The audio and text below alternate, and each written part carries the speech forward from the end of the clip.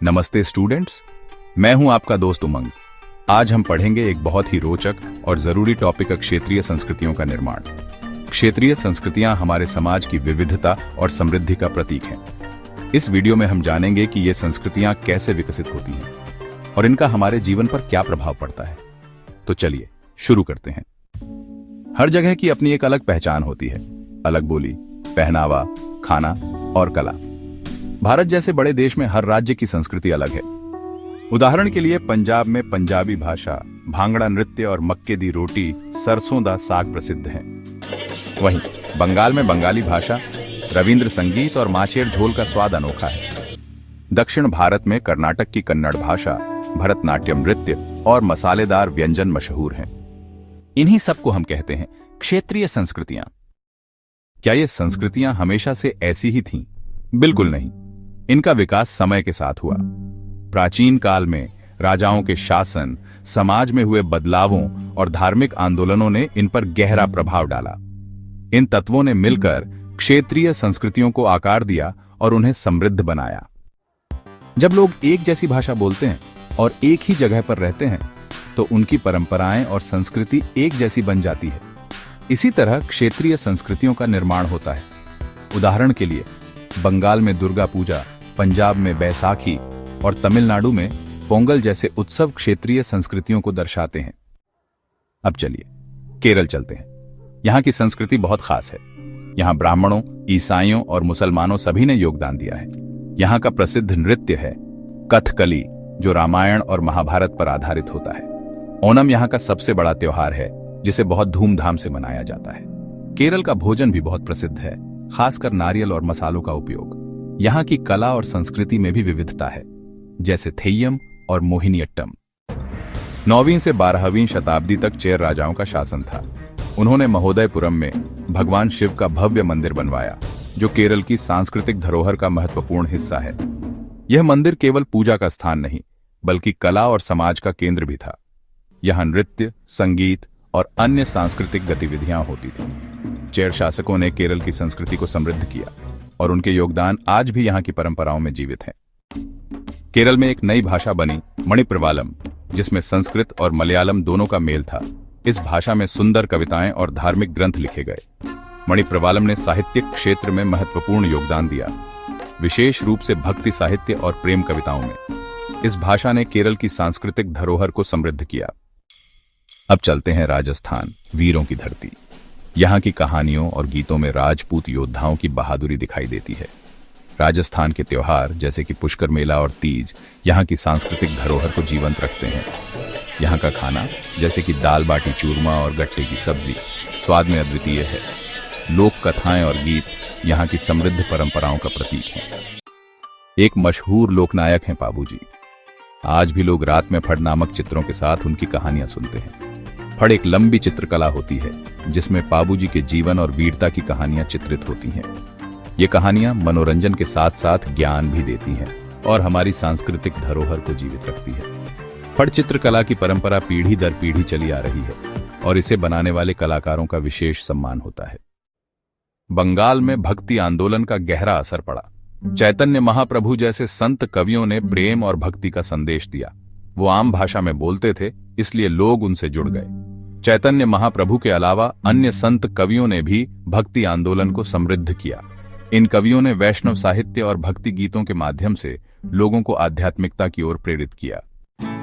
बंगाल के गांवों में मिट्टी से बने सुंदर टेराकोटा मंदिर बनवाए गए, जिनमें रामायण और महाभारत के दृश्य चित्रित थे। इन मंदिरों की वास्तुकला में जटिल नक्काशी और विस्तृत मूर्तियां शामिल हैं, जो प्राचीन कहानियों को जीवंत करती हैं।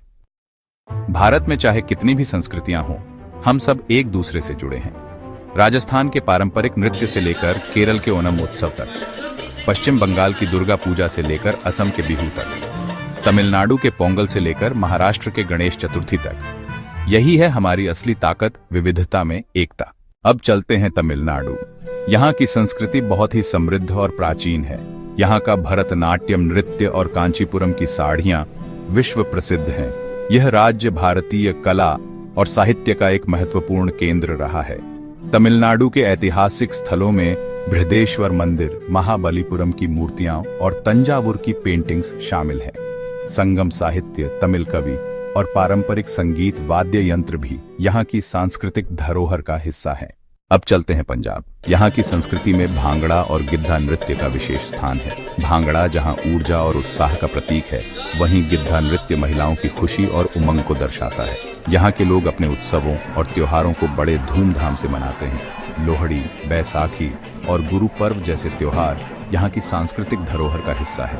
पंजाब के लोकगीत और संगीत पूरे भारत में प्रसिद्ध हैं। तुम्बी, ढोल और चिमटा जैसे वाद्य यंत्र यहाँ के संगीत को अनोखा बनाते हैं। यहाँ की संस्कृति में हमें एकता और भाईचारे की झलक देखने को मिलती है। पंजाब की समृद्ध सांस्कृतिक धरोहर हमें विविधता में एकता का संदेश देती है। अब चलते हैं महाराष्ट्र।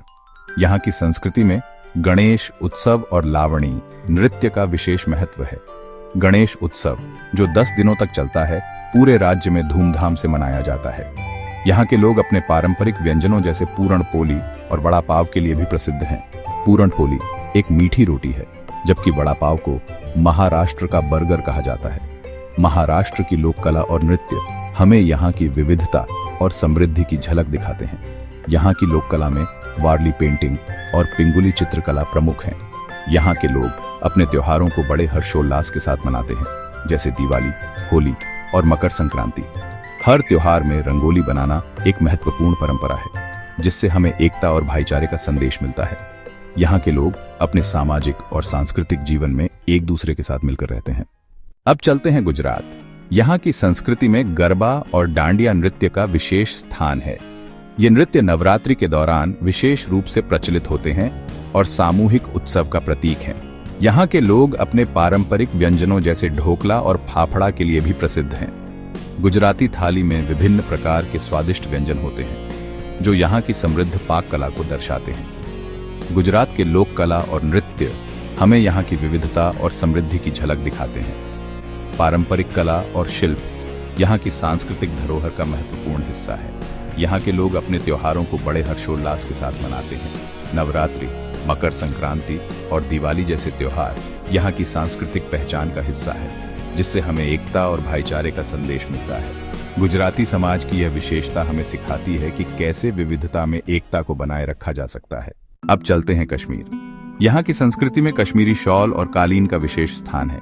कश्मीरी शॉल अपनी बारीक कढ़ाई और उत्कृष्टता के लिए प्रसिद्ध हैं, जबकि कश्मीरी कालीन अपनी जटिल डिजाइन और गुणवत्ता के लिए जाने जाते हैं। यहाँ के लोग अपने पारंपरिक व्यंजनों जैसे रोगन जोश और कहवा के लिए भी प्रसिद्ध हैं। रोगन जोश एक मसालेदार मटन करी है और कहवा एक पारंपरिक कश्मीरी चाय है, जो यहाँ की ठंडी जलवायु में गर्माहट लाती है। कश्मीर के लोक कला और नृत्य हमें यहाँ की विविधता और समृद्धि की झलक दिखाते हैं। कश्मीरी लोक कला में पेपर माछे, लकड़ी की नक्काशी और तांबे के बर्तन शामिल हैं, जो यहाँ की सांस्कृतिक धरोहर को दर्शाते हैं। यहाँ के लोग अपने त्योहारों को बड़े हर्षोल्लास के साथ मनाते हैं, जिससे हमें एकता और भाईचारे का संदेश मिलता है। कश्मीर में मनाए जाने वाले प्रमुख त्योहारों में ईद, शब ए बारात और नवरेह शामिल हैं, जो यहाँ की सांस्कृतिक विविधता को दर्शाते हैं।